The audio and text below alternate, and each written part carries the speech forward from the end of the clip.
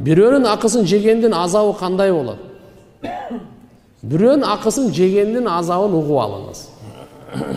Эртеге кыямат күнү сиз анаңызга, апаңызга бир сооп бере албайсыз.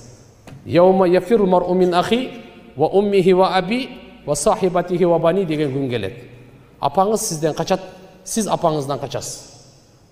Балам мен сени төрөдүм эле, чоңойттум эле, бир сооп берип койчу десе бере албайсыз.